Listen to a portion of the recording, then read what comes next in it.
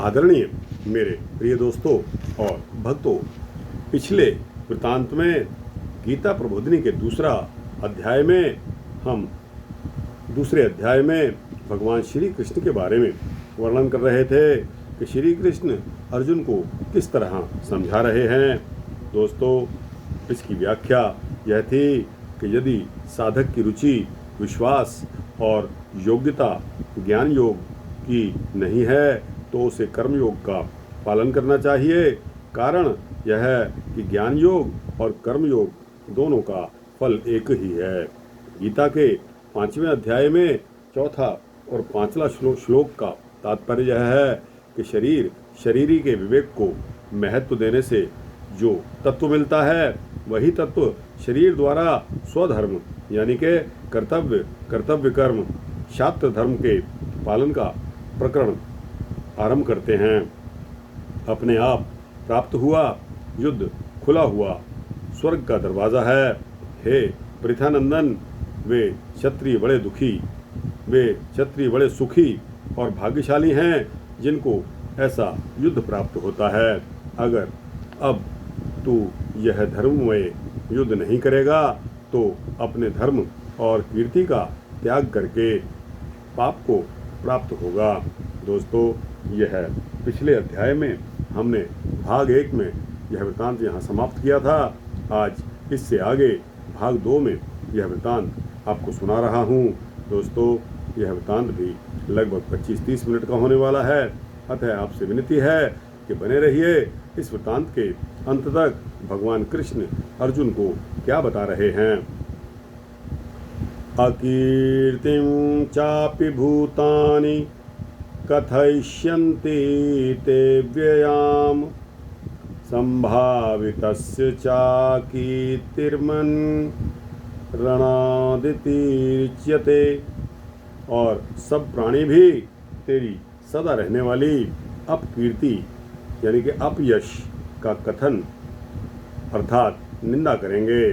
वह अपकीर्ति सम्मानित व्यक्ति के लिए मृत्यु से भी बढ़कर दुखदायी होती है तथा महारथी लोग तुझे भय के कारण युद्ध से हटा हुआ मानेंगे, जिनकी धारणा में तू बहुमान्य हो चुका है। उनकी दृष्टि में तू लघुता को प्राप्त हो जाएगा। तेरे शत्रु लोग तेरी सामर्थ्य की निंदा करते हुए बहुत से न कहने योग्य वचन भी कह डालेंगे। उससे बढ़कर और दुख की बात क्या होगी। अगर युद्ध में तू मारा जाएगा तो तुझे स्वर्ग की प्राप्ति होगी, और अगर युद्ध में तू जीत जाएगा तो पृथ्वी का राज्य भोगेगा। अतः हे कुंती नंदन, तू युद्ध के लिए निश्चय करके खड़ा हो जा। जय पराजय, लाभ हानि और सुख दुख को समान करके फिर युद्ध में लग जा। इस प्रकार युद्ध करने से तू पाप को प्राप्त नहीं होगा। कहने का तात्पर्य यह है कि भगवान व्यवहार में परमार्थ की कला बताते हैं। सिद्धि असिद्धि में सम तटस्थ रहकर निष्काम भाव से अपने कर्तव्य कर्म का पालन करना। ऐसा करने से मनुष्य युद्ध जैसा घोर कर्म करते हुए भी अपना कल्याण कर सकता है। इससे सिद्ध हुआ कि मनुष्य प्रत्येक परिस्थिति में अपना कल्याण करने में समर्थ और स्वतंत्र है। हे पार्थ, यह समबुद्धि तेरे लिए पहले सांख्य योग में कही गई और अब तू इसको कर्म योग के विषय में सुन। जिस समबुद्धि से युक्त हुआ तू कर्म बंधन का त्याग कर देगा। तात्पर्य यह है कि भगवान ने 31वें से 37वें श्लोक तक कर्तव्य विज्ञान यानी कि धर्मशास्त्र अर्थात कर्म का वर्णन किया है। अब इस 39वें श्लोक से 53वें श्लोक तक योग विज्ञान यानी कि मोक्ष शास्त्र अर्थात कर्म योग का वर्णन कर रहे हैं। मनुष्यलोक में इस समबुद्धि रूप धर्म के आरंभ का नाश नहीं होता तथा इसके अनुष्ठान का उल्टा फल भी नहीं होता, और इसका थोड़ा सा भी अनुष्ठान जन्म मरण रूप महान भय से रक्षा कर लेता है। तात्पर्य यह है कि भगवान ने 4 प्रकार से समता की महिमा बताई है। पहला, समता से मनुष्य कर्म बंधन से छूट जाता है। दूसरा, समता के आरंभ अर्थात उद्देश्य का भी कभी नाश नहीं होता।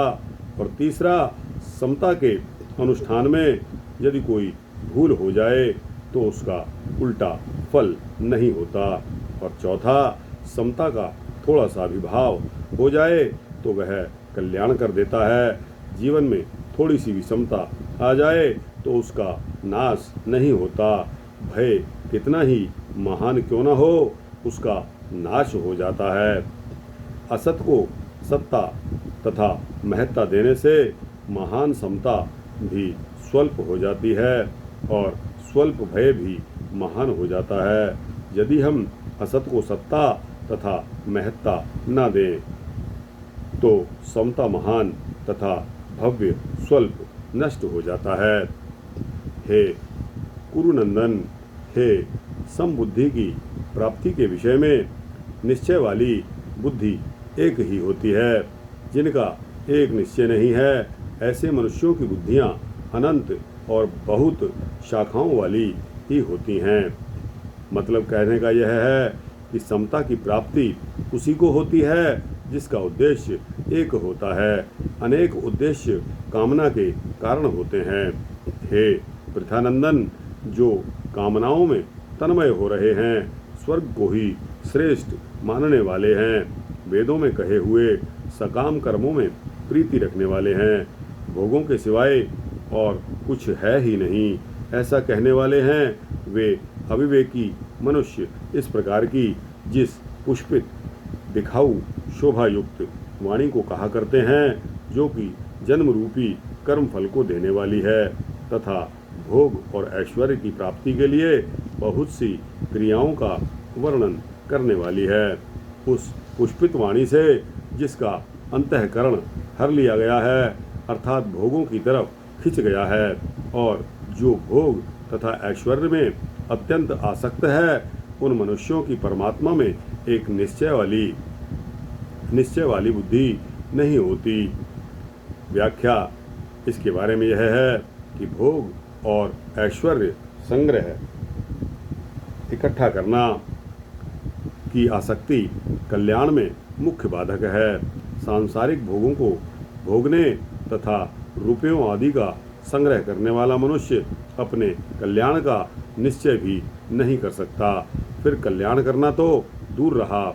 इसीलिए भगवान निष्काम भाव से योग का अन्वय व्यक्ति रेख से वर्णन करते हैं।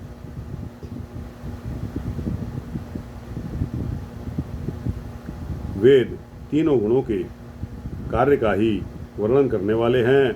हे अर्जुन, तू तीनों गुणों से रहित हो जा, राग द्वेष आदि द्वंद्वों से रहित हो जा, निरंतर नित्य वस्तु परमात्मा में स्थित हो जा, योग क्षेम की चाहना भी मत रख और परमात्मा परायण हो जा। मतलब यह है कि भगवान अर्जुन को आज्ञा देते हैं कि वेदों के जिस अंश में सकाम भाव का वर्णन है उसका त्याग करके तू निष्काम भाव को ग्रहण कर। निष्काम भाव से तू तीनों गुणों से अतीत यानी कि जन्म मरण से रहित हो जाएगा। मिलने और बिछुड़ने वाले संसार से संबंध विच्छेद करके तू नित्य रहने वाली चिन्मय सत्ता में अपनी स्वाभाविक स्थिति का अनुभव कर। योग अप्राप्त वस्तु की प्राप्ति और क्षेम प्राप्त वस्तु की रक्षा की कामना का भी त्याग कर दे, क्योंकि कामना मात्र बंधन कारक है। पहले 42वें श्लोक में भगवान ने बताया कि जो मनुष्य वेदवादरता वेदोक्त सकाम कर्मों में रुचि रखने वाले होते हैं, उनकी बुद्धि व्यवसायत्मिकता नहीं होती। कारण यह है कि व्यावसायिक बुद्धि के लिए निष्काम होना आवश्यक है। वेद तीनों गुणों के कार्य का वर्णन करने वाले हैं, इसलिए भगवान अर्जुन को तीनों गुणों से रहित होने की आज्ञा देते हैं। निस्त्रैगुण्यो भावार्जुन, वेदोक्त सकाम अनुष्ठानों को करने वाले मनुष्यों को योगक्षेम की प्राप्ति नहीं होती और वे संसार चक्र में पड़े रहते हैं। एवं त्रयी धर्मम नु प्रपन्ना गतागतम काम कामा लभन्ते। गीता के 9वें अध्याय का 21वां श्लोक। संसार चक्र में पड़ने का कारण वेद नहीं है, प्रत्युत कामना है। भगवत परायण साधक को भोग व संग्रह की कामना तो दूर रही, योग क्षेम की कामना भी नहीं करनी चाहिए। इसलिए भगवान अर्जुन से कहते हैं कि तू मेरे परायण होकर योग क्षेम की भी कामना का त्याग कर दे, अर्थात सांसारिक अथवा पारमार्थिक कोई भी कामना न रखकर सर्वथा निष्काम हो जा। भगवान के समान दयालु कोई नहीं है। वे कहते हैं कि भक्तों का योगक्षेम मैं स्वयं वहन करता हूँ। योगक्षेमम वहाम्यहम। गीता का 9वां अध्याय 22वां श्लोक। मैं उनके साधन की संपूर्ण विघ्न बाधाओं को भी दूर कर देता हूँ। मच्चितः सर्वदुर्गाणि मत्प्रसादातरिष्यसि। 18वां अध्याय का 58वां श्लोक है और उनका उद्धार भी कर देता हूँ। तेषामहं समुद्धर्ता। 12वें अध्याय का 7वां श्लोक। अतः भगवान के भजन में लगे हुए साधक को अपने साधन तथा उद्धार के विषय में कोई चिंता नहीं करनी चाहिए। सब तरफ से परिपूर्ण महान जलाशय के प्राप्त होने पर छोटे गड्ढों में भरे जल में मनुष्य का जितना प्रयोजन रहता है, अर्थात कुछ भी प्रयोजन नहीं रहता। वेदों और शास्त्रों को तत्व से जानने वाले ब्रह्मज्ञानी का संपूर्ण वेदों में उतना ही प्रयोजन रहता है, अर्थात कुछ भी प्रयोजन नहीं रहता। तात्पर्य यह है कि इस श्लोक में ऐसे महापुरुष का वर्णन हुआ है जिसे परम विश्राम की प्राप्ति हो गई है। परम विश्राम की प्राप्ति होने पर फिर किसी क्रिया तथा पदार्थ की आवश्यकता नहीं रहती, वह पूर्णता को प्राप्त हो जाता है। ऐसे महापुरुष को ब्राह्मण कहने का तात्पर्य यह है कि पूर्णता को प्राप्त कर लिया। जिसने पूर्णता को प्राप्त कर लिया है वही वास्तविक ब्राह्मण है। कर्तव्य कर्म करने में ही तेरा अधिकार है, फलों में कभी नहीं। अतः तू कर्म फल का हेतु भी मत बन और तेरी कर्म न करने में भी आसक्ति न हो। कहने का मतलब यह है कि एक कर्म विभाग करना है और एक फल विभाग होना है। करना मनुष्य के अधीन है तथा होना प्रारब्ध या परमात्मा के अधीन है। प्रारब्ध से या परमात्मा के विधान से मनुष्य को जो कुछ मिला है उसे अपने भोग में न लगाकर दूसरों की सेवा में लगाना मनुष्य का कर्तव्य है। हे धनंजय, तू आसक्ति का त्याग करके सिद्धि असिद्धि में सम होकर योग में स्थित हुआ कर्मों को कर, क्योंकि समत्व ही योग कहा जाता है। कहने का तात्पर्य यह है कि एक वस्तु या व्यक्ति में राग होगा तो दूसरी वस्तु या व्यक्ति में द्वेष होना स्वाभाविक है। राग द्वेष के रहते हुए कर्म की सिद्धि असिद्धि में समता का आना असंभव है। राग द्वेष के न रहने पर जो समता आती है उस समता में स्थित रहकर कर्तव्य कर्मों को करना चाहिए। समता को ही योग कहा जाता है। कर्म तो कर्ण सापेक्ष होते हैं पर योग कर्ण निरपेक्ष हैं। इस समता रूपी योग में स्थित साधक कभी विचलित यानी कि योग भ्रष्ट नहीं होता। बुद्धि योग समता की अपेक्षा सकाम कर्म दूर से अत्यंत ही निकृष्ट हैं। अतः हे धनंजय, तू बुद्धि यानी कि समता का आश्रय ले, क्योंकि फल के हेतु बनने वाले अत्यंत दीन हैं। कहने का तात्पर्य यह है कि योग की अपेक्षा कर्म दूर से ही निकृष्ट है, उनकी परस्पर तुलना नहीं हो सकती। योग नित्य निरंतर ज्यों का त्यों रहने वाला अविनाशी है और कर्म आदि अंत वाला नाशवान है, फिर उनकी तुलना हो ही कैसे सकती है। इसीलिए कर्मों का आश्रय न लेकर योग का ही आश्रय लेना चाहिए।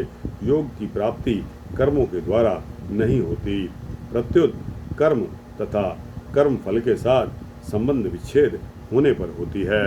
कर्मों का आश्रय जन्म मरण देने वाला और योग का आश्रय मुक्ति देने वाला होता है। बुद्धि समता से युक्त मनुष्य यहाँ जीवित अवस्था में ही पुण्य और पाप दोनों का त्याग कर देता है। अतः तू योग समता में लग जा, क्योंकि कर्मों में योग ही कुशलता है। कहने का तात्पर्य यह है कि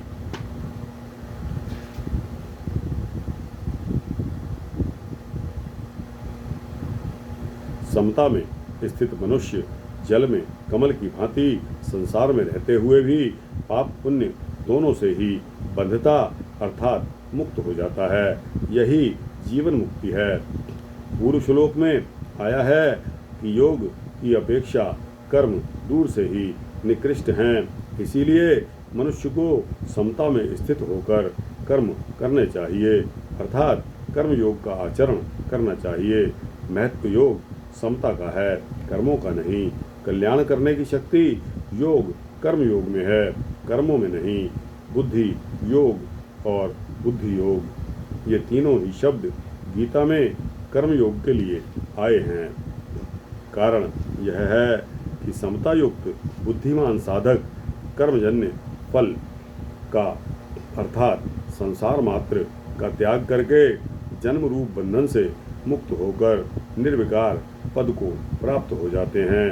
समता में स्थित होकर कर्म करने वाले अर्थात कर्मयोगी साधक जन्म मरण से रहित होकर परमात्मा तत्व को प्राप्त हो जाते हैं। अतः कर्मयोग मुक्ति का स्वतंत्र साधन है। तो दोस्तों, समय इजाज़त नहीं देता, आज यहीं तक इसको भाग 2 को पॉज करते हैं। दोस्तों, आगे आने वाले वृत्तांत में बाकी का आपके समक्ष वृत्तांत रखूँगा। तब तक के लिए इजाज़त मांगता हूँ। और दोस्तों, आपको यह वृत्तांत कैसा लगा? अच्छा लगा हो तो इसको लाइक और शेयर करते हुए अपने दोस्तों, भक्तों, मित्रों, जिज्ञासुओं तक पहुँचाना। और दोस्तों, कमेंट सेक्शन में अपनी राय अवश्य देना। इस चैनल को अगर आप सब्सक्राइब कर देंगे तो आपको इसी तरह के सूक्ष्म भक्ति वृत्तांत मिलते रहेंगे। जय श्री राधे, जय श्री राधे कृष्णा।